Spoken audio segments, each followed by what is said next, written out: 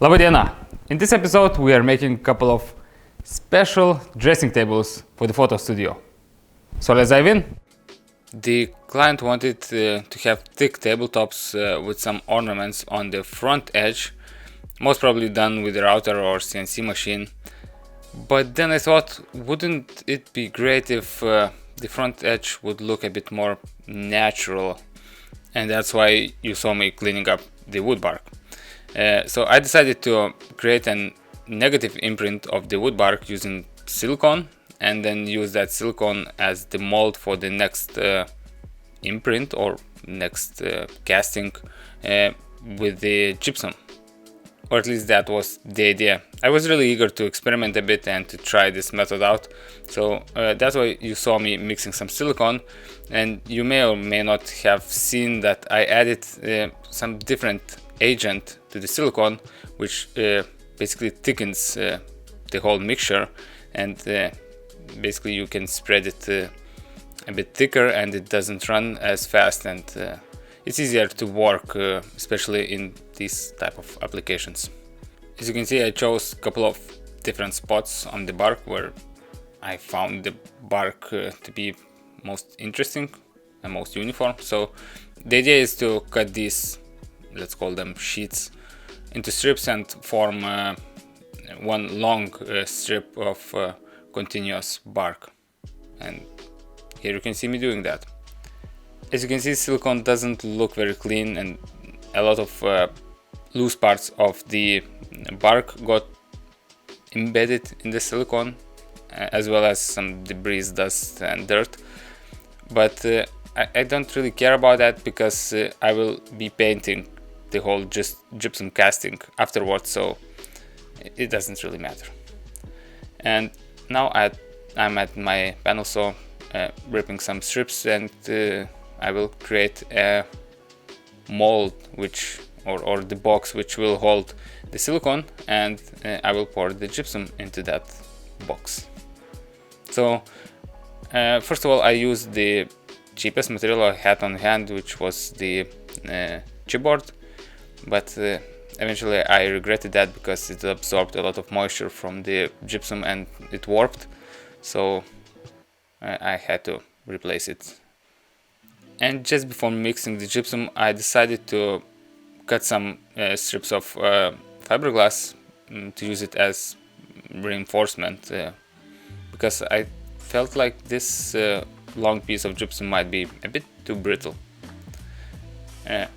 I'm pretty sure there's some mixtures of gypsum designed for like these type of applications with some fiberglass already in the mixture, but I didn't have that. I had this like regular gypsum on hand, and you know, it's all about the experiment, and eventually it worked out like really well. The only problem I was facing is that the gypsum was curing. I mean, it cured fast, but until it released all of the moisture, it took like a week. So that was like the only downside I encountered. And as you can see, removing the casting from the mold was like super easy. All was left to do is clean up some flashing lines where the silicone met with the other part of the silicone. I've done it until the gypsum hasn't fully cured, so it was really soft, and that was a piece of cake. And the rest was just rinse and repeat.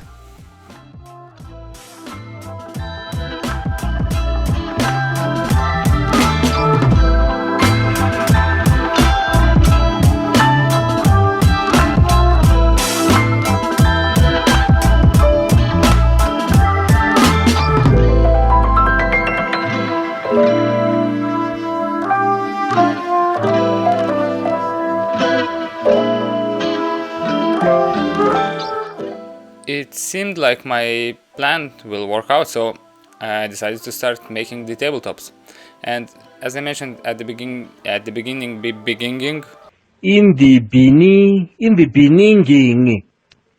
yeah. As I mentioned at the beginning, these will be fully painted in white, so the only concern I had to make those as smooth as possible. So for the tabletop, I mean for the top surface, I decided to use MDF, and the rest of the structure will be made out of chipboard, because nobody will ever see that.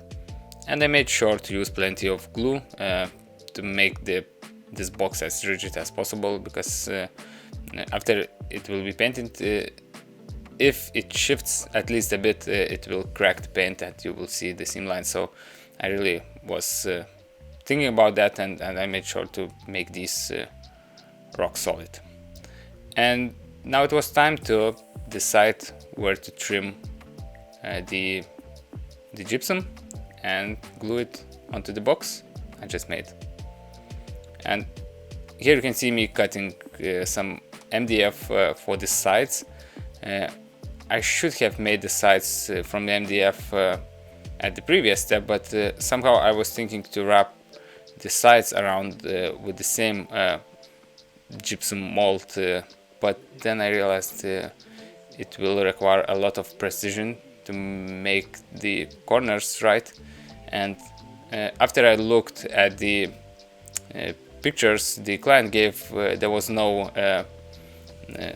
nothing on the side, so I decided not to make anything extra and basically create only the front line super unique and leave the rest of the table clean and neat. As you can see, I'm gluing it with some construction adhesive, nothing too fancy about that. And to secure it in place, I used simple brad nails, and it worked out really well.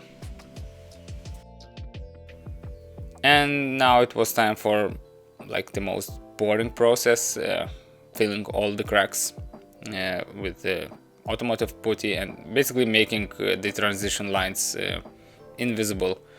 And you know, it takes a while, so I'm not gonna bother you with this footage, with this process, and we will jump right onto the painting. Well, not so fast. Even though I'm in my painting booth, first of all I decided to strengthen and basically impregnate the gypsum. So I mixed some filler, I diluted it heavily and added a lot of hardener. And then I made sure to spray it into all of the nooks and crannies of this front edge. Well, I'm not sure if it did anything, if it helped to strengthen the gypsum, but well, I felt a lot more confident that it will hold up in the long run.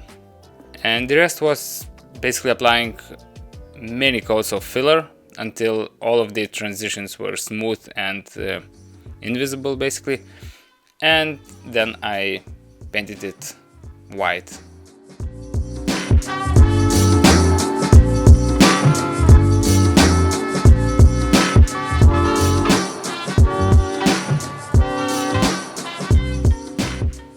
Initially I was thinking to make some special legs for these tabletops, but then I realized that that may not work, because the whole attention should go on the tabletop and not towards the legs. So I decided to go with the easy route, and I bought simple hairpin legs, though I painted these in this golden-ish color, just to match the other furniture in the studio where these tables will live.